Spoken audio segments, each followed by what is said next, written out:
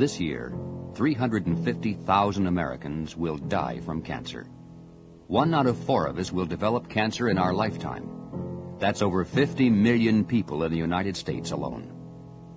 The purpose of this presentation is to show that this great human tragedy can be stopped now, entirely on the basis of existing scientific knowledge.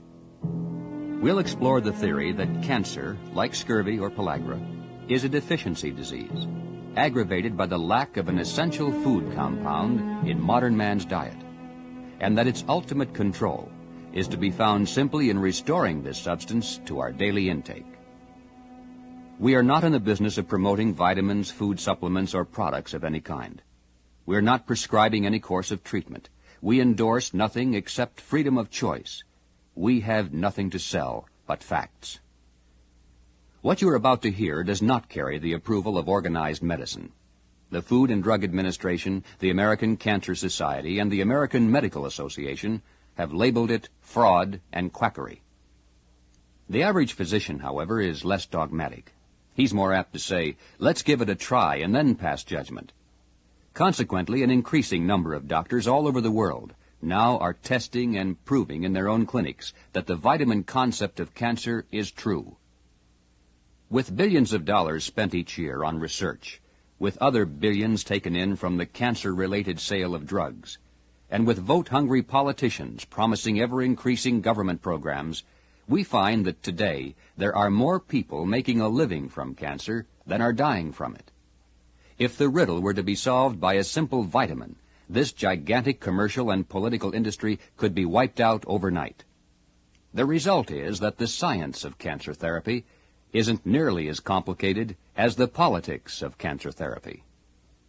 In the past, the FDA and other agencies of government have used every means at their disposal to prevent this story from being told. They've arrested citizens for holding public meetings to tell others of their convictions on this subject. They've confiscated films and books. They even now are prosecuting doctors who apply these theories in an effort to save the lives of their own patients. With this background in mind, it may appear to be the height of folly to proceed with this presentation.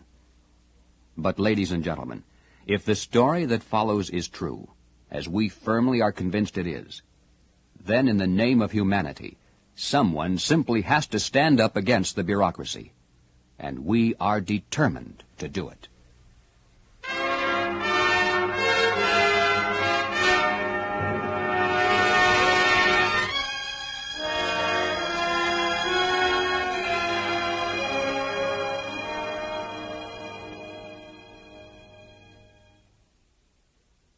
The history of science is the history of struggle against entrenched error. Many of the world's greatest discoveries initially were rejected by the scientific community, and those who pioneered those discoveries often were ridiculed and condemned as quacks and charlatans. Columbus was bitterly attacked for believing the earth was round. Bruno was burned at the stake for claiming the earth was not the center of the universe. Galileo was imprisoned for teaching that the earth moved around the sun. Even the Wright brothers were ridiculed and condemned for claiming that a machine could fly above the earth. In the field of medicine, Andreas Vesalius was denounced as an impostor and heretic because of his discoveries in the field of human anatomy. William Harvey was disgraced as a physician for believing that blood was pumped by the heart and actually moved around the body through arteries. And Ignaz Semmelweis was fired from his hospital post for requiring his maternity staff to wash their hands. Centuries ago, it wasn't unusual for entire naval expeditions to be wiped out by scurvy. Between 1600 and 1800, the casualty list of the British Navy alone was over 1 million sailors. Medical experts of the time were baffled as they searched in vain for some kind of a strange bacterium, virus, or toxin that supposedly lurked in the dark holds of ships. And yet, for hundreds of years, the cure was already known and written in the record. In the winter of 1535, when the French explorer Jacques Cartier found his ships frozen in the ice off the St. Lawrence River, scurvy began to take its deadly toll. Out of a crew of 110, 25 already had died, and most of the others were so ill they weren't expected to recover. And then a friendly Indian showed them the simple remedy. tree bark, and needles from the white pine, both rich in ascorbic acid or vitamin C, were stirred into a drink which produced immediate improvement and swift recovery. Upon returning to Europe, Cartier reported this incident to the medical authorities, but they were amused by such witch doctor cures of ignorant savages, and they did nothing to follow it up. Yes, the cure for scurvy was known, but because of scientific arrogance, it took over 200 years and cost hundreds of thousands of lives before the medical experts began to accept and apply this knowledge. Finally, in 1747, John Lind, a young surgeon's mate in the British Navy, discovered that oranges and lemons produced relief from scurvy, and recommended that the Royal Navy include citrus fruits in the stores of all its ships. And yet, it still took 48 more years before his recommendation was put into effect. The 20th century has proven to be no exception to this pattern. Only a generation ago, large portions of the American Southeast were decimated by the dread disease of pellagra, which was thought to be contagious and probably caused by an as yet undiscovered virus. As far back as 1914, Dr. Joseph Goldberger had proven that this condition was related to diet, and later showed that it could be prevented simply by eating liver or yeast. But it wasn't until the 1940s, almost 30 years later, that the medical world fully accepted pellagra as a vitamin B deficiency. By 1952, Dr. Ernst T. Krebs, Jr., a biochemist in San Francisco, had advanced the theory that cancer, like scurvy or pellagra, is not caused by some kind of mysterious bacterium, virus, or toxin, but is merely a deficiency disease aggravated by the lack of an essential food compound in modern man's diet. He identified this compound as part of the nitriliside family, which occurs abundantly in nature in over 1,200 edible plants, and found virtually in every part of the world. It's particularly prevalent in the seeds of fruits, but also is contained in grasses, maize, sorghum, millet, cassava, linseed, bitter almonds, and many other foods that generally have been deleted from the menus of modern civilization. A chronic disease is one which usually doesn't pass away of its own accord. A metabolic disease is one which arises within the body and isn't transmittable to another person. Cancer, therefore, is defined as a chronic metabolic disease. Dr. Krebs has pointed out that in the entire history of medical science, there hasn't been one chronic metabolic disease that was ever cured and prevented by drugs or mechanical manipulation of the body. In every case, the ultimate solution was found only in factors relating to adequate nutrition. And he thinks that this is an important clue as to where to concentrate our scientific curiosity in the search for a better understanding of cancer. But there are other clues as well. Before looking at the more technical aspects of Dr. Krebs' theory, it's well that we examine some of them. For example, domesticated pets often seek out certain grasses to eat, even though they're adequately filled by other foods. This is particularly likely to happen if the animals are not well. It's interesting to note that the grasses selected by instinct are Johnson grass, Tunis grass, Sudan grass, and others that are especially rich in nitrilicides, or vitamin B17. Monkeys and other primates at the zoo, when given a fresh peach or apricot, will carefully pull away the sweet fleshy part, crack open the hard pit, and devour the small seed that remains. Instinct compels them to do this, even though they've never seen that kind of fruit before. These seeds are one of the most concentrated sources of nitrilicides to be found anywhere in nature. Wild bears are great consumers of nitrilicides in their natural diet. Not only do they seek out berries that are rich in this substance, but when they kill small grazing animals for their own food, instinctively they pass over the muscle portions and consume first the viscera and rumen, which are filled with nitrilicide grasses. In captivity, animals seldom are allowed to eat all the foods of their instinctive choice. In the San Diego Zoo, for example, the routine diet for bears, although adequate in volume and nutritious in many other respects, is almost totally devoid of nitrilicides. In one grotto alone, over a 6-year period, 5 bears died of cancer. It was generally speculated by the experts that a virus had been the cause. Now, it's highly significant that one never finds cancer in the carcasses of wild animals killed in the hunt. These creatures contract the disease only when they are domesticated by man and forced to eat the foods that he provides and the scraps from his table. Dr. George M. Briggs, professor of nutrition at the University of California, has said, "The typical American diet is a national disaster. If I fed it to pigs or cows without adding vitamins and other supplements, I could wipe out the livestock industry." A brief look at the American diet tells the story. Grocery shelves now are lined with high carbohydrate foods that have been processed, refined, synthesized, artificially flavored, and loaded with chemical preservatives. Some manufacturers even boast of how little real food there is in their product. Millet once was the nation's staple grain. It is high in nitrilicide content, but now it's been replaced by wheat, which has practically none at all. Sorghum cane has been replaced by sugar cane with the same result. Even our cattle are fed increasingly on quick-growing, low-nitrilicide grasses, so there's less vitamin B17 residue in the meat we eat. In some places, livestock now are being fed a diet containing 15% paper to fatten them quicker for market. And so we see that in the past 50 years, the foods that once provided the American people with ample amounts of natural vitamin B17 gradually have been pushed aside or replaced altogether by foods almost devoid of this factor.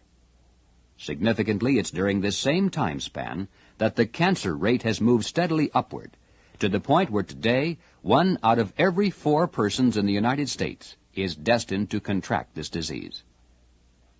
The ultimate scientific test of the vitamin theory of cancer would be to take a large number of people, numbering in the thousands, and over a period of many years expose them to a consistent diet of rich nitrilicide foods, and then check the results. Fortunately, this already has been done.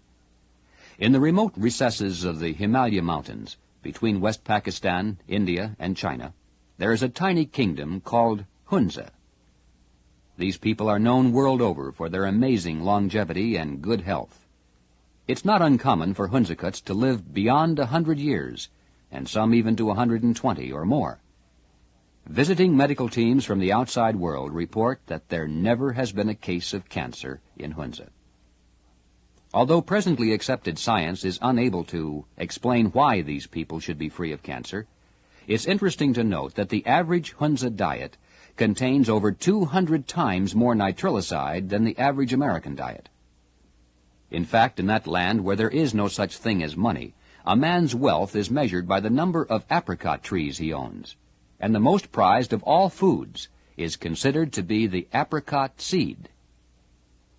It's also interesting to learn that when the Hunzakuts leave their secluded land and adopt the menus of other countries, they soon succumb to the same diseases and infirmities, including cancer, as the rest of mankind. The Eskimos are another people that have been observed by medical teams for many decades and found to be totally free of cancer.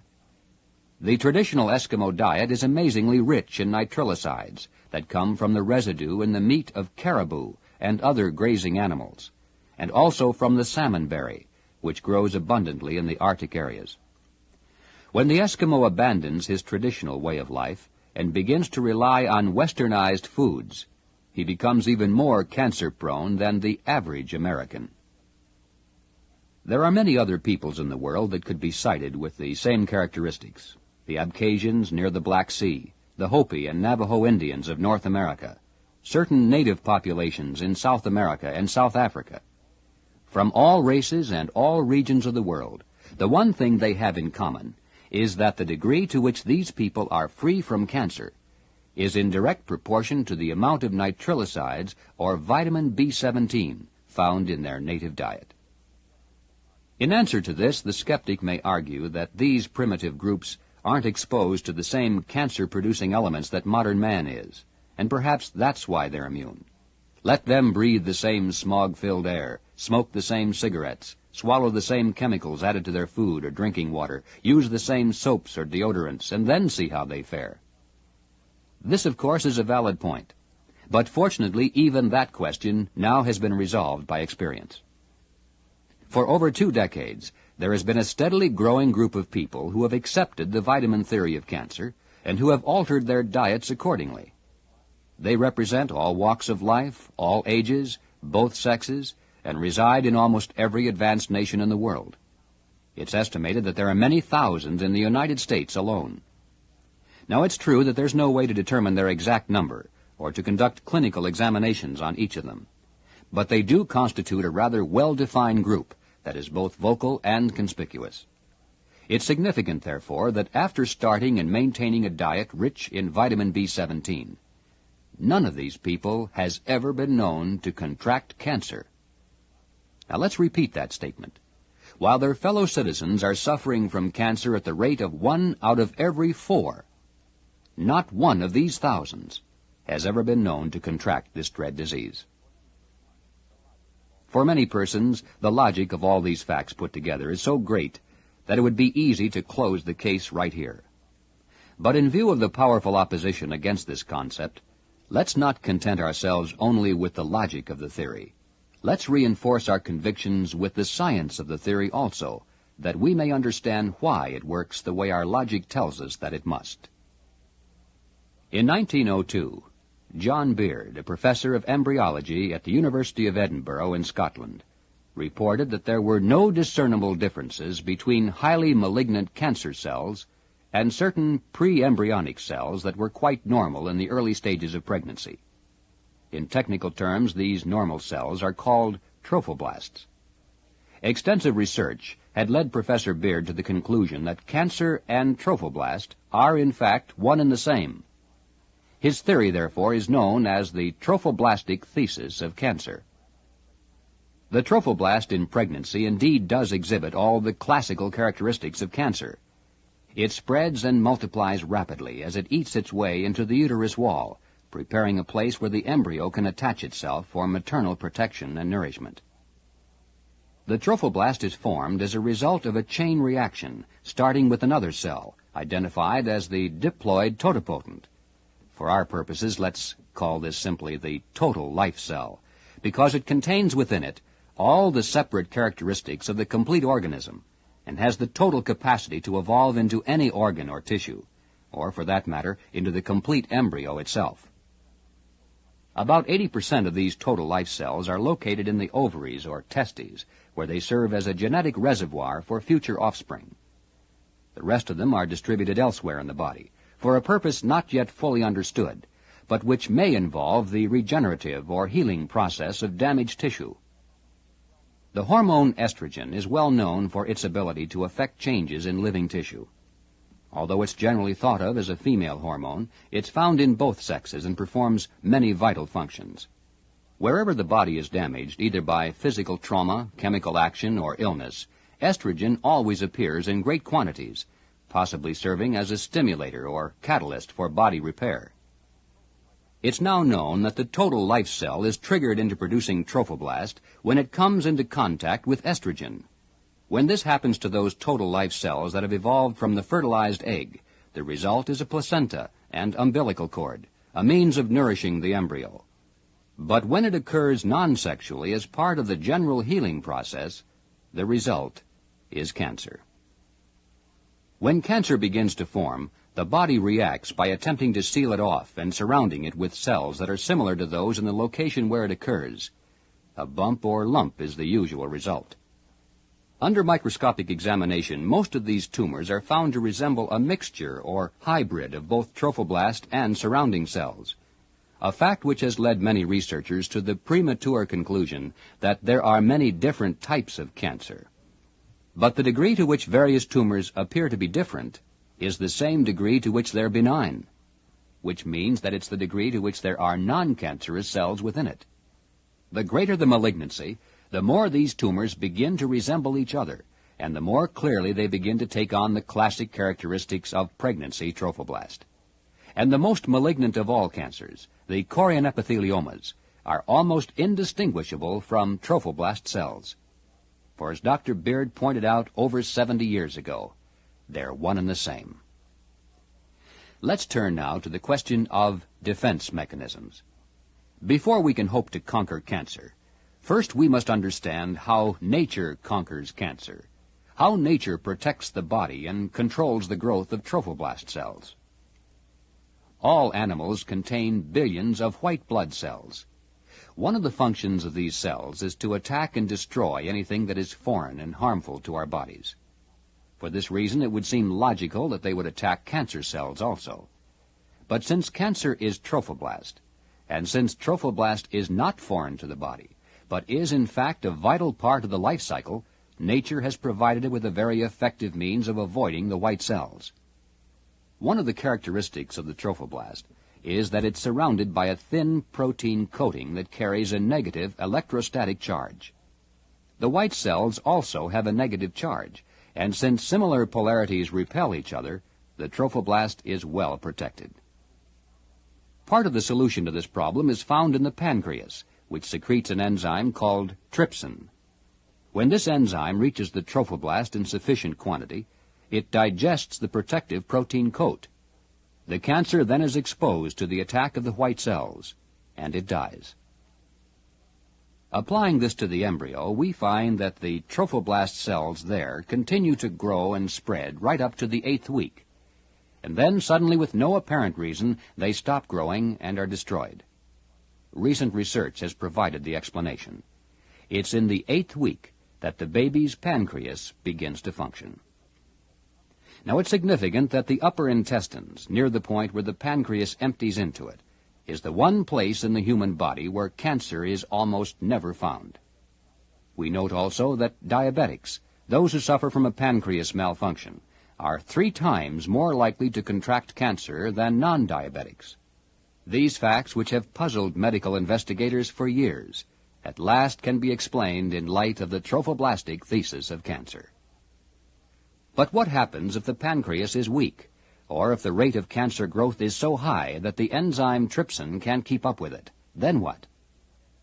The answer is that nature has provided a backup mechanism, a second line of defense that can do the job even if the first line should fail.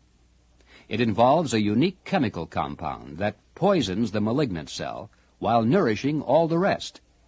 And this is where the vitamin concept of cancer finally comes back into the picture. The chemical compound in question, of course, is vitamin B17, which is found in those natural foods containing nitrillicides.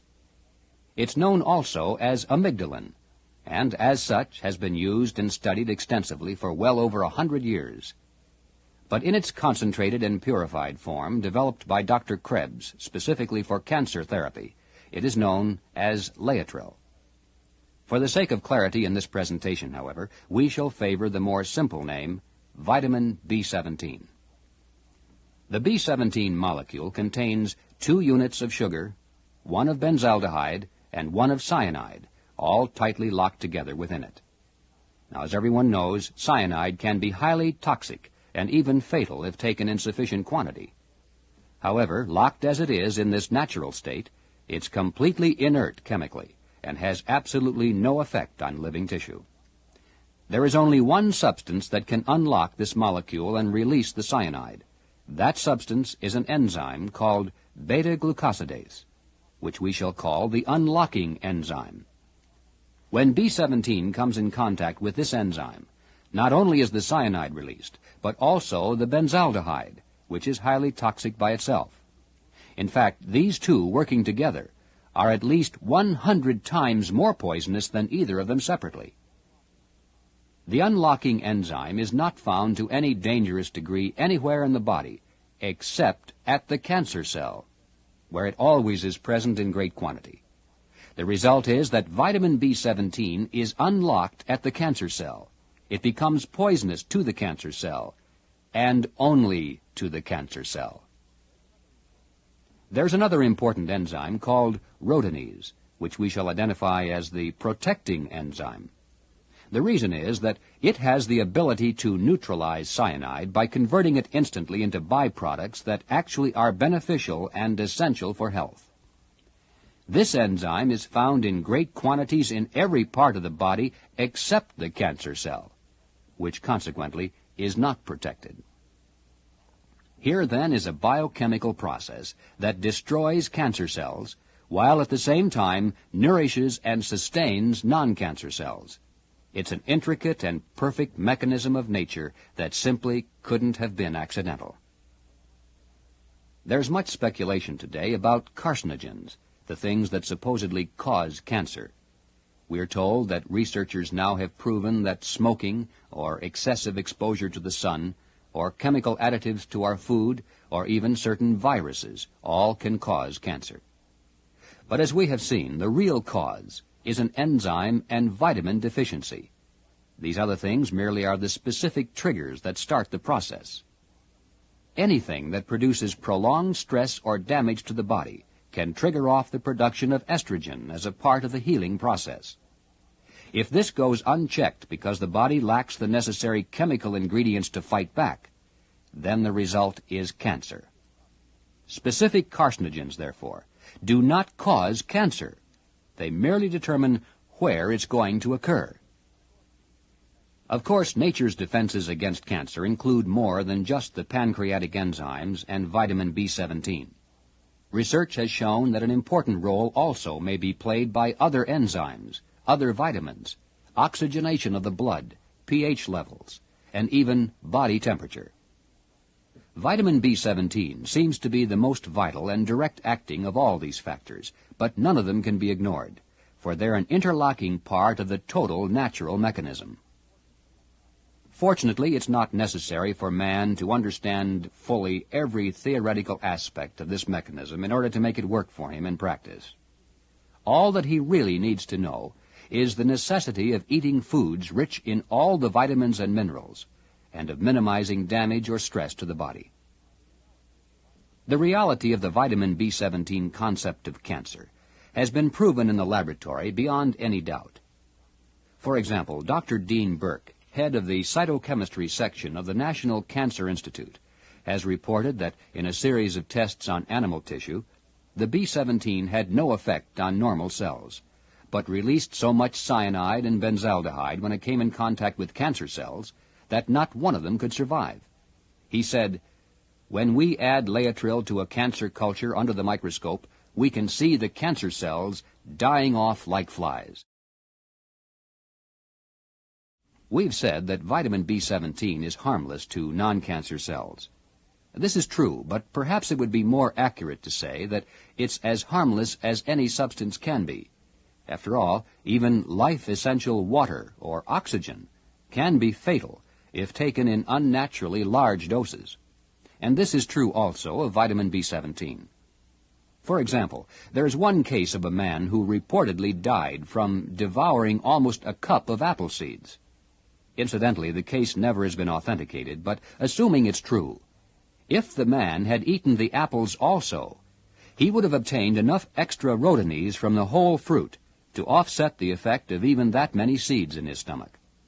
But that would have required that he eat several cases of apples, which of course would have been impossible in the first place. Nature can do only so much. It cannot anticipate excess of this kind. Therefore, it's wise to follow the simple rule that one should not eat at one time more seeds than he likely would consume if he also were eating a reasonable quantity of the whole fruit. This is a common sense rule with a large safety margin that can be followed with complete confidence. Now, when it comes to the laboratory forms of vitamin B17, known as amygdalin or Laetrile, there's even less cause for concern. For over 100 years, standard pharmacology reference books have described this substance as non-toxic.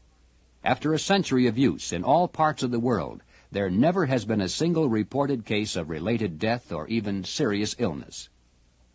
In one series of tests, white rats were fed 70 times the normal human dose of Laetrile, and the only side effects produced were greater appetite, weight gain, and superior health, just what one would expect from taking a vitamin. Aspirin tablets are 20 times more toxic than the equivalent amount of Laetrile. And in fact, Dr. Burke of the National Cancer Institute has demonstrated that Laetrile is even less toxic than sugar. Let's turn now to the all-important question. Does Laetrile, or vitamin B17, actually control cancer in human beings? And if it does, Is there statistical evidence to support that claim? Spokesmen for organized medicine say no. Almost all official opposition to Laetrile is based upon a 1953 report by the Cancer Commission of the California Medical Association. The report said flatly, "No satisfactory evidence has been produced to indicate any significant cytotoxic effect of Laetrile on the cancer cell." Using this report as a primary reference, government agencies soon declared that it was illegal to prescribe, transport, or even recommend Laetrile. The report was written by the committee chairman, Dr. Ian MacDonald, and the committee secretary, Dr. Henry Garland. There were 7 other prominent physicians appointed to the committee, but none of them, not even the men who wrote the report, had any personal experience with Laetrile. They had based their conclusions entirely on the written records of other experimenters. The scientific judgment of these men perhaps can be best appreciated by noting that MacDonald and Garland were the doctors who had made headlines claiming that there was no connection between cigarette smoking and lung cancer. In fact, MacDonald had claimed that 24 cigarettes per day was a harmless pastime, and then he said, "A pack a day keeps lung cancer away." But even more important than this scientific ineptitude is the fact that both men actually had falsified their summary of the Laetrile experiments. For example, their report claimed that microscopic examinations of tumors taken from patients treated with Laetrile showed no evidence of beneficial chemical effect. Yet, 10 years later, it was learned that one of the pathologists conducting the examinations in fact did report several instances of tumor destruction, which he stated at the time could well have been caused by the action of Laetrile. MacDonald and Garland had not told the truth. The report also stated that laboratory technicians had tried unsuccessfully to release cyanide from Laetrile. This was offered as powerful evidence that the entire theory was a fraud. And yet, just 2 months prior to that, the American Medical Association Chemical Lab had reported that it had been successful in releasing cyanide from Laetrile. And of course, other labs have done this also, including the California Food and Drug Lab, and of course the Cytochemistry Lab of the National Cancer Institute. Again, MacDonald and Garland had obscured the truth. Another important aspect of this report is that the patients had received extremely small doses of Laetrile, much too small to prove anything. Today it's not uncommon to administer 2 or 3 grams of the material in a single injection. Generally, 30 or 40 grams are required before the patient can report tangible signs of improvement. But in the California experiment, the maximum total dosage was only about 2 grams, and even that was divided among 12 injections. 5 patients had received only 2 injections, and 5 had received only 1. So it's not surprising that these experiments had failed to obtain convincing evidence that Laetrile worked. What is surprising, however, is that this and similar discredited reports continue to be cited by the American Cancer Society as proof that Laetrile is a hoax. But let's return to the original side of this question. What evidence is there to support the claim that Laetrile does work? As we have seen, the health records of the Hunzakut, the Eskimos, and many other groups around the world are statistically conclusive that vitamin B17 does control cancer in human beings with an effectiveness approaching 100%. There can be little controversy over that. But what about cancer once it already has started? Can B17 restore a person to health after he has contracted the disease? The answer is yes, if it's caught in time, and if the patient isn't too badly damaged by prior X-ray treatment or toxic drugs. Unfortunately, most cancer victims start taking Laetrile only after their disease is so far advanced that they've been given up as hopeless by routine medical channels. Usually they've been told that they have only a few more months or weeks to live, and it's in this tragic state of near death that they turn to vitamin therapy as a last resort. If they die, and indeed many of them do, then they are counted as statistical failures for Laetrile. In reality, it's a victory for Laetrile that any of them should be saved at this stage. For once a deficiency disease has progressed so far the damage it does simply can't be reversed. A man who has been shot with a gun can have the bullet removed, but still die from the wound. Likewise, a patient can have his cancer destroyed by vitamin B17 and still die from the irreversible damage already done to his vital organs. And so, in view of this tremendous handicap, the number of terminal patients who have been restored to health is most impressive. In fact, there literally are thousands of such case histories in the medical record. The American Cancer Society has tried to create the impression that the only ones who claim to have been saved by Laetrile are those who merely were hypochondriacs and who never really had cancer in the first place. But the record reveals quite a different story. Let's take a look at just a few examples. Mr. David Edmonds of Pinole, California, was operated on in June of 1971 for cancer of the colon, which also had metastasized or spread to the bladder. When the surgeon opened him up, he found that the malignant tissue was so widespread it was almost impossible to remove it all. The blockage of the intestines was relieved by severing the colon and bringing the open end to the outside of his abdomen, a procedure known as a colostomy. 5 months later, the cancer had returned, and Mr. Edmonds was told that he had only a few more months to live. Mrs. Edmonds, who was a nurse, had heard about Laetrile and decided to give it a try. 6 months later, instead of lying on his deathbed, Mr. Edmonds surprised the doctors by feeling well enough to resume an almost normal routine.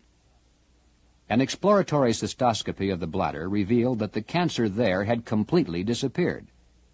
At his own insistence, he was readmitted to the hospital to see if his colon could be put back together again. In surgery, they found nothing even resembling cancer tissue. So they reconnected the colon and sent him home to recuperate.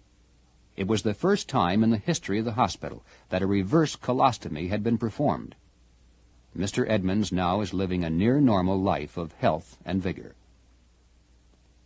In 1967, Mrs. Joan Wilkinson had a tumor removed from her lower left leg, just below the thigh. 4 months later, there was a recurrence requiring additional surgery and the removal of muscle and bone. A year later, a lump in the groin appeared, and a biopsy revealed that her cancer had returned and was spreading. Her doctor told her that surgery would be necessary again, but this time they would have to amputate the leg, the hip, and probably the bladder and one of the kidneys as well. The plan was to open up her lungs first to see if cancer had located there. If it had, then they would not amputate, because there wouldn't be any chance of saving her anyway. At the urging of her sister and a mutual friend, Mrs. Wilkinson decided not to undergo surgery, but to try Laetrile instead. Her doctor was upset by this, and he told her that if she didn't have the surgery, she couldn't possibly live longer than 12 weeks. 5 weeks after starting on Laetrile, the lump in her groin had disappeared. Today, years later, she's living a healthy and productive life. In 1972, Dr. Dale Danner, a podiatrist from Santa Paula, California, developed a pain in the right leg and a severe cough. X-rays revealed a carcinoma of both lungs and what appeared to be massive secondary tumors in the leg. The cancer was inoperable and resistant to radiotherapy. The prognosis was incurable and fatal. At the insistence of his mother, Dr. Danner agreed to try Laetrile, although he had no faith in its effectiveness. Primarily just to please her, he obtained a large supply in Mexico, but he was convinced from what he had read in the medical journals that it was nothing but quackery and a fraud. Perhaps it was even dangerous, he thought, for he noticed from the literature that it contained large amounts of cyanide. Within a few weeks, the pain and the coughing had progressed to the point where no amount of medication could hold it back. Forced to crawl on his hands and knees, and unable to sleep for 3 days and nights, he became despondent and desperate. Groggy from the lack of sleep, from the drugs, and from the pain. Finally, he turned to his supply of Laetrile. Giving himself one more massive dose of medication, hopefully to bring on sleep, he then proceeded to administer the Laetrile directly into an artery. Before losing consciousness from the medication, Dr. Danner had succeeded in taking at least an entire 10-day supply, and possibly as high as a 20-day supply, all at once. When he awoke 36 hours later, much to his amazement, not only was he alive, but also the cough and pain were greatly reduced. His appetite had returned, and he was feeling better than he had in months. Reluctantly, he had to admit that Laetrile was working. So he obtained an additional supply and began routine treatment with smaller doses. 3 months later, he was back to work. Since Laetrile was developed in 1952, there have been literally thousands of similar case histories reported and documented. And when all these are viewed as a group, they begin to take on the form of numerical statistics, which of course are more meaningful than individual cases. There have been at least 26 published medical papers written by well-known physicians who have used Laetrile experimentally in the treatment of their own patients, and who have concluded that Laetrile is both safe and effective in the treatment of cancer. The American Cancer Society and other spokesmen for the medical establishment would have us believe that only crackpots have endorsed this conclusion. But the doctors who conducted these experiments and those who share their conclusions are not quacks. Here are just a few of the names. In West Germany, there is Dr. Hans Nieper, director of the Department of Medicine at the Silbersee Hospital in Hanover. He is a pioneer in the medical use of cobalt and is credited with developing the anti-cancer drug cyclophosphamide. Undoubtedly, he is one of the world's most famous and respected cancer specialists. In Canada, there is Dr. N.R. Bouzian, Director of Research Laboratories at St. Jean d'Arc Hospital in Montreal. He is a member of the hospital's tumor board in charge of chemotherapy. Also, he is Dean of the American Association of Bioanalysts. In the Philippines, there is Dr. Manuel Navarro, Professor of Medicine and Surgery at the University of Santo Tomas in Manila. He is distinguished internationally as a cancer researcher and has over 100 major scientific papers to his credit, some of which have been read before the International Cancer Congress. In Mexico, there is Dr. Ernesto Contreras, who for over a decade has operated the famous Good Samaritan Cancer Clinic in Tijuana. He is one of Mexico's most distinguished medical figures. He received postgraduate training at Harvard's Children's Hospital in Boston. He has served as professor of histology and pathology at the Mexican Army Medical School and as the chief pathologist at the Army Hospital in Mexico City. In Belgium, there is Dr. Mason of the University of Louvain. In Italy, there is Dr. Giudetti of the University of Turin. In Japan, there is Dr. Sakai, a prominent physician in Tokyo. And in the United States, there are such respected names as Dr. Burke of the National Cancer Institute, Dr. Marone of the Jersey City Medical Center, Dr. Krebs, who developed Laetrile, Dr. Richardson of San Francisco, and many more from over 20 countries with equally impeccable credentials. These researchers have reported that most of their patients experience several important side effects, including an immediate lowering of blood pressure, improved appetite, an increase in the hemoglobin and red blood cell count, and above all, a release from pain without narcotics. Even if the patient has started Laetrile therapy too late to be saved, this last effect is a merciful blessing in itself. In the United States, if a doctor wishes to avoid being labeled a quack, he must practice what is called consensus medicine. In other words, he must use only those treatments that generally are also used by his colleagues. At the present time, in the field of cancer, those are limited to surgery, X-ray, and drugs. For comparison, therefore, let's turn now to the results and benefits attained through these so-called orthodox treatments. As we shall see, surgery is the least harmful of the three, and in some cases, it can be a life-saving stopgap measure. Surgery also has the psychological advantage of visibly removing the tumor, and from that point of view it offers the patient and his family some comfort and hope. However, the degree to which surgery is useful is the same degree to which the tumor is not malignant.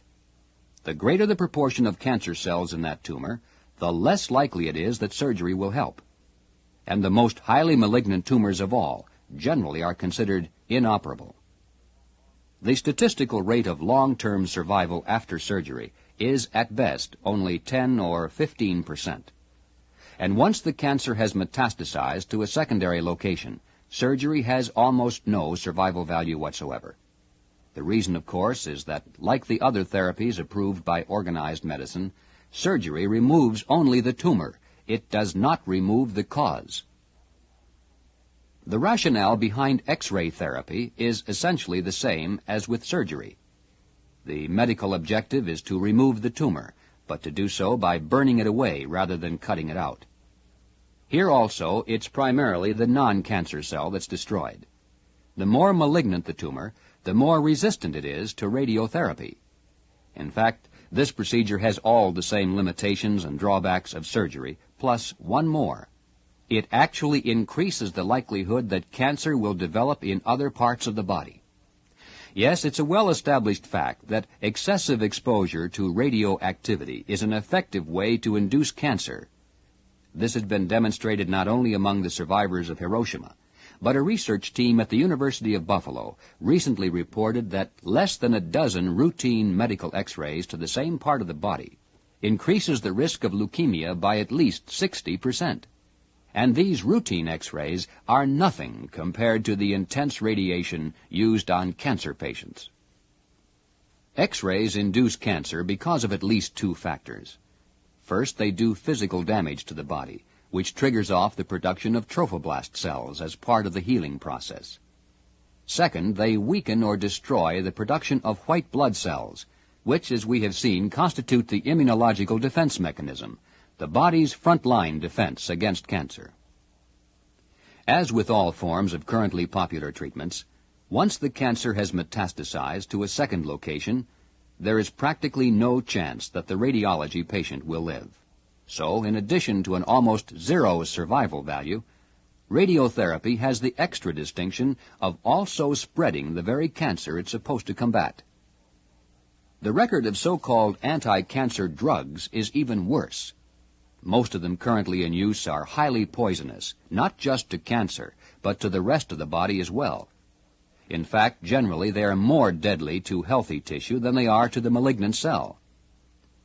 Most of these drugs are described as radiomimetic, which means that they mimic or produce the same effects as radiation. Consequently, they also suppress the immunological defense mechanism, and thus help to spread the cancer to other areas. But whereas X-rays usually are directed to only one or two locations, these chemicals do their deadly work on every cell in the entire body. The use of exotic and highly toxic drugs is the latest fad in cancer therapy. As scores of these drugs are developed each year, cancer patients become the human guinea pigs upon which they're tested. The tragic results are well depicted in the following statements taken from just a few of the official chemotherapy reports of the National Cancer Institute. An effort was made to choose patients who were well enough to withstand the anticipated toxicity. Early death of 2 of the first 5 patients treated caused a reduction to 8 milligrams per kilogram per day. No significant anti-tumor benefit of any duration was observed. In this study, 6 of the 8 children died. No therapeutic effect was observed. Toxic clinical manifestations consisted of vomiting, hypertension, changes in oral mucous membranes, and diarrhea. Renal damage and cerebral edema were observed at post-mortem examination in each of the 6 patients who died while receiving this drug. The death of 2 patients was unequivocally caused by drug toxicity. 8 of the 14 patients who survived their initial courses of therapy showed rapid and general deterioration and died within 10 weeks after therapy began. And so it goes, year in and year out. Deadly experiments, fully approved by organized medicine. Experiments that can be viewed only as a form of human vivisection. This, then, is the comparison between vitamin therapy and orthodox treatments. The statistics that follow are taken from the National Cancer Institute, the American Cancer Society, and from the clinical records of those physicians who have used Laetrile in the treatment of their own patients. They vary widely depending on the age of the patient, the sex, the cancer location, and the degree of malignancy. Consequently, the figures shown will be averages for all kinds and all groups together. This is the story they tell. Of those with advanced metastasized cancer, who have been told by their physician that there is no hope, only 15% will be saved when they turn to vitamin therapy, which is not good. But under orthodox treatment, less than 1 out of 1,000, or 1/10 of 1%, will survive 5 years. Of those with early diagnosed cancer, at least 80% will be saved by vitamin therapy, but no more than 15% will survive under orthodox treatment. And of those who presently are healthy with no clinical cancer to begin with, close to 100% can expect to be free from cancer as long as they routinely obtain adequate amounts of vitamin B17. But those who subsist on the typical American diet and rely only on the therapies of organized medicine are doomed to a survival rate of just 84%. And that figure includes all ages. It is much less for those above 30. As mentioned previously, these figures will vary widely depending on age, sex, cancer location, and degree of malignancy. Also, they're somewhat arbitrary when it comes to separating early diagnosed cancers from those that are advanced, for often there's a gray area between the two. Nevertheless, in general, they are as accurate as any such tabulation can be, and they tell an impressive story that cannot be brushed aside. Considering the lack of results obtained by orthodox medicine, it's been said that voodoo witchcraft would be just as effective, and perhaps even more so, for at least then the patient would be spared the deadly side effects of radiation and chemical poisoning. Just as we are amused today at the primitive medical practices of history, future generations surely will look back at our own era and cringe at the senseless cutting, burning, and poisoning that now passes for medical science. No matter how useless or even harmful current practices may be, consensus medicine demands that they be used by every physician. Regardless of how many patients are lost, the doctor's professional standing is upheld because those who pass judgment through peer review are using the same treatments and getting the same tragic results. On the other hand, if a doctor deviates from this pattern and dares to apply nutrition as the basis of his treatment, even if he attains a high degree of success, he is condemned as a quack. He may lose his hospital privileges and even is subject to arrest. There's no doubt that most of the opposition to vitamin therapy comes from well-intentioned people who simply don't yet have all the facts. But vested interest also plays an important role. As stated at the beginning of this presentation, the science of cancer therapy isn't nearly as complicated as the politics of cancer therapy. The history of how these vested interests have succeeded in influencing the medical profession, government agencies, and public opinion is a fascinating story by itself. But of course, time doesn't permit it to be told here. For the full story of both the science and the politics, read World Without Cancer. This book contains all the information presented in this film, plus a great deal more. It includes extensive extracts from primary research documents, and is amply footnoted so that the serious student can pursue his own avenues of investigation. We recommend that you obtain several copies of this book for the purpose of lending to your friends. The information contained could well save their lives. Once vitamin B17 is as widely understood and available as other vitamins, cancer then will be as rare as is scurvy or pellagra today. When nitrilicides are used perhaps as a routine seasoning to our food, like iodized table salt, then the battle finally will be won. This is our goal, and it's an objective that can be reached right now by anyone who will act upon this knowledge. You and your family now may become secure from cancer. But that's only because someone else has helped to bring these facts to your attention. Can you do less for others? Join with us in this noble task.